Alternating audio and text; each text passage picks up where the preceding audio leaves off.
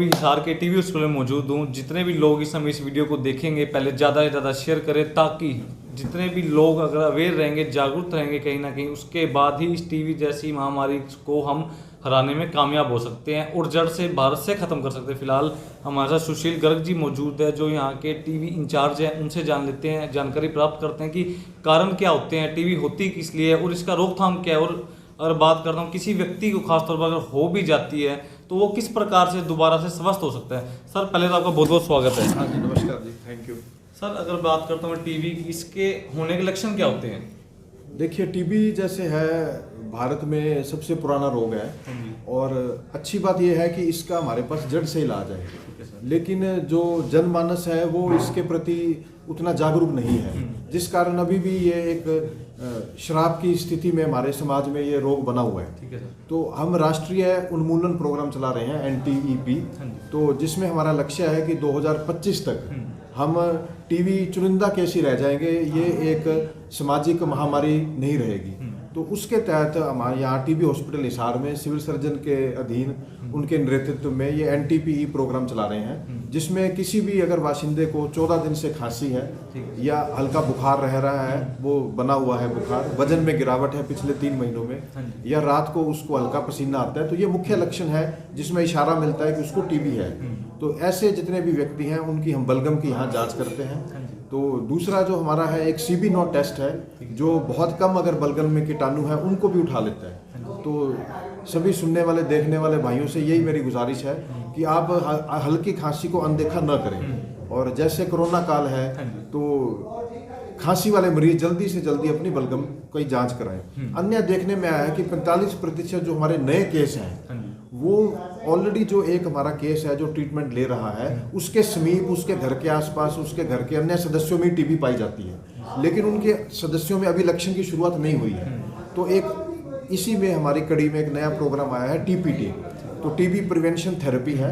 तो हम उनके सदस्यों पे जाके, जो मेरी टीम है यहाँ पे, जो हमारी करीब हमारा 25 से 28 का जिला स्तर पे स्टाफ है जो सिर्फ और सिर्फ टीबी प्रोग्राम रोकथाम में लगा हुआ है।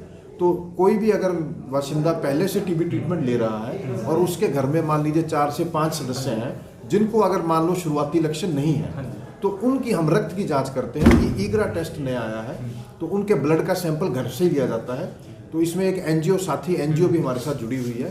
तो यही मेरा कहने का यहाँ पे सभी को संदेश है कि आप खांसी को अनदेखा न करें, और अगर हमारी TPT प्रोग्राम के तहत आपकी टीम हमारे किसी ऑलरेडी टीबी मरीज के घर में पहुंचती है तो उसका सहयोग करें, अपने रक्त का सैंपल दें, और अगर वो टेस्ट पॉजिटिव आता है तो उसमें ये देखा गया है कि उसमें कीटाणु तो उसके छाती में है, लेकिन वो इतने नहीं है कि वो आगे खांसी या कोई अन्य लक्षण पैदा कर रहे हैं। तो यहाँ पे हम एक INH थेरेपी है, तो ये एक सिंपल गोली उसको 3 से 6 महीने तक देते हैं ताकि आगे चल के उसकी टीबी की बीमारी ना बने। दूसरा जो HIV के मरीज हैं जिला स्तर पे, तो उनको टीबी होने का मुख्य पहला कारण यही है। तो यहाँ पे भी हम हर टीबी मरीज की जो सस्पेक्टेड मरीज है उसकी HIV की जांच करते हैं, या अन्य उधर से कोई HIV पॉजिटिव मरीज है तो उसका भी हम CB नॉट टेस्ट अनिवार्य करा रहे हैं। हाँ सर, एक छोटा सवाल था कहना कि जितने लोग इस समय देख रहे, मान लीजिए किसी को घर में टीबी हो जाती है, वो हौसला बहुत जल्दी हारते हैं कि मैं नहीं बच पाऊंगा, मुझे पता नहीं क्या हो गया। हाँ जी। तो उस परिस्थिति में क्या कैसे हैंडल करना चाहिए? देखिए, ये अभी भी हल्का सा ये समाज में इसको शराब ही देखा जाता है, उसको अलग बैठक में कर देते हैं, या टीबी हो गया है इसको, तो जांच आप कराइए। जांच में टेस्ट इसके बड़े प्रगतिशील टेस्ट है, तो कम संख्या के कीटाणु को भी हम स्पूटम द्वारा, ट्रू नॉट, CB नॉट द्वारा या ईगरा टेस्ट द्वारा पकड़ सकते हैं। तो इसका जड़ से इलाज है। 6 महीने से 9 महीने तक इसकी जो ट्रीटमेंट है वो टेस्ट के ऊपर आधारित रहती है।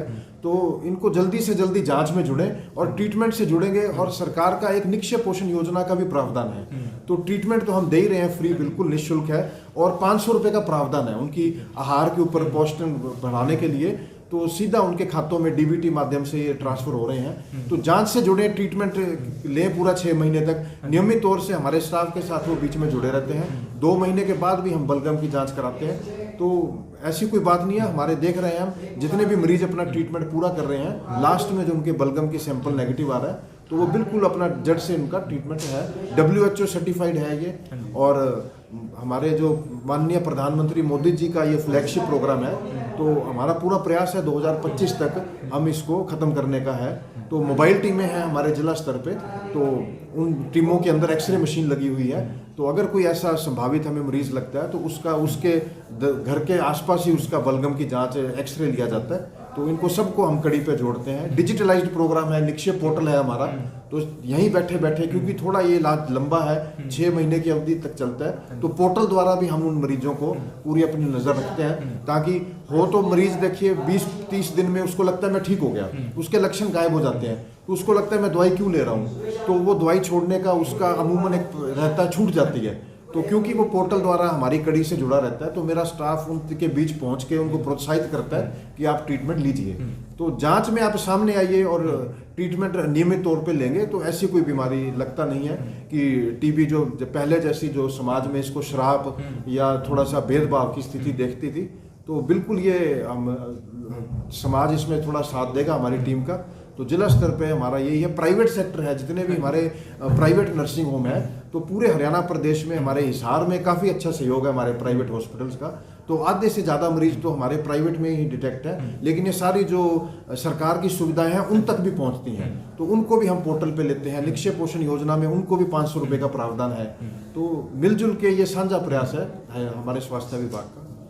तो फिलहाल हिसार के टीबी हॉस्पिटल से हमारे साथ डॉक्टर सुशील गर्ग जी जुड़े थे। जितने भी लोग इस समय इस वीडियो को देख रहे हैं, कृपया कर ज़्यादा से ज़्यादा शेयर करें, और डरने और घबराने की जरूरत नहीं, क्योंकि डॉक्टरों की टीम आपके साथ है और कोई ये इतनी बड़ी महामारी नहीं। इसे डॉक्टरों की जो बातें हैं उस पर अमल कर ट्रीटमेंट जितना भी चलता है डॉक्टरों के बात को देख रेख के अंदर आप रहें, खाएं पिएं और अच्छा जीवन जिए, टेंशन बिल्कुल ना लें, क्योंकि कहने के हाइपर होने से कोई भी बीमारी मान लीजिए हाइपर होने से ज़्यादा फैलती है, कुछ ऐसा भी फर्क है? हाँ जी, देखिए जागरूकता ही सबसे पहला इसका है कि आप जागरूक रहेंगे, आप अपने भेदभाव, अपनी शर्म, अपनी लज्जा भय को दूर रखें। तो गांव स्तर पे अगर हम देखेंगे, हमारे 8 टीबी यूनिट बोलते हैं हम। ब्लॉक लेवल पे बरवाला है, आदमपुर है, हांसी है, नारनौंद है, सीसवाल है, तो आर्यनगर है। तो ब्लॉक लेवल पे हमारी टीमें हैं। तो जो जिला स्तर पे प्रोग्राम है उसको 8 ब्लॉक लेवल पे हमने विभाजित किया हुआ है।